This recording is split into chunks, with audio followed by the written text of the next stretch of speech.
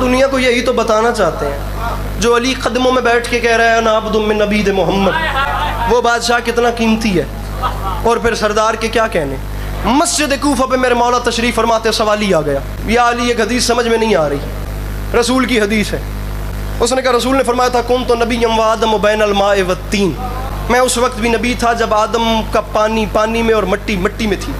سوال پہ آیا، اس نے کہا سوال یہ ہے کہ جب کچھ بھی نہیں تھا اور یہ تب بھی صرف تھے نہیں بلکہ نبی تھے، تو پھر یہ رہتے کہاں تھے؟ علی فرماتے ہیں پوچھا تو سن، رہتے کہاں تھے؟ اپنے حبیب کو خلق کرنے کے بعد اللہ نے اپنی قدرت کاملہ سے کچھ حجابات بنائے،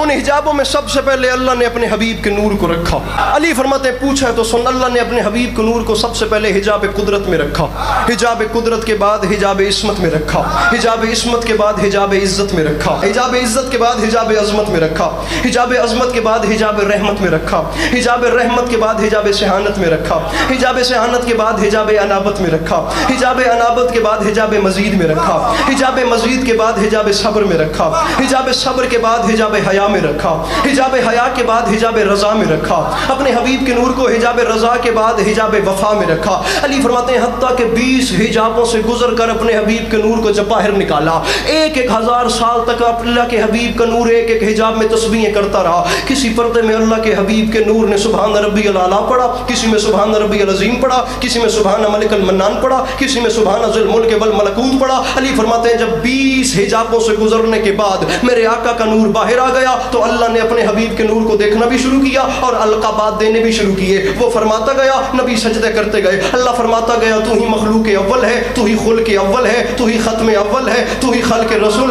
علی فرماتے ہیں خدا حجابات دیتا گیا، نبی سجدے کرتے گئے، جب آخری سجدے سے میرے آقا نے سر اٹھایا تو اللہ نے اپنے حبیب کو جی بھر کے دیکھا، اللہ نے کچھ اس ادا سے دیکھا، اس ادا سے دیکھا، اس ادا سے اللہ نے اپنے حبیب کے نور کو دیکھا کہ بالآخر وہ اپنے ہی بنائے ہوئے پر خود ہی عاشق ہو گیا، اپنے بنائے ہوئے پر خود ہی عاشق ہو گیا۔ جب آخری سجدے سے سر اٹھا تو اللہ کے حبیب کے جسم پاک سے 1,24,000 پسینے کے قطرے گرے، 1,23,999 پسینے کے قطرے جب بہ گئے، اللہ نے اپنے حبیب کے نور کے پسینے کو ضائع نہیں کیا بلکہ ایک پسینے کے قطرے کے بدلے میں علی فرماتے ہیں اللہ نے ایک نبی بنا دیا۔ 1,23,999 پسینے کے قطرے تھے، اللہ نے نبی بنانے شروع کر دیے۔ علی فرما رہے ہیں آدم صفی اللہ بنے سرکار کے پسینے سے، نوح نجی اللہ بنے سرکار کے پسینے سے، موسیٰ کلیم اللہ بنے سرکار کے پسینے سے، عیسیٰ روح اللہ بنے سرکار کے پسینے سے، ابراہیم خلیل اللہ بنے سرکار کے پسینے سے، اسماعیل ذبیح اللہ بنے سرکار کے پسینے سے۔ علماء اور عفا فقہا ادبا بھابڑا میں کھڑے ہو کے چاروں طبقات سے علی عباس عسکری سوال کر کے جا رہا ہے جو انبیاء میرے سرکار کے پسینے کے قطروں سے بنے ان کا نام کیسے لیا جاتا ہے؟ آدم علیہ السلام، نوح علیہ السلام، موسیٰ علیہ السلام، عیسیٰ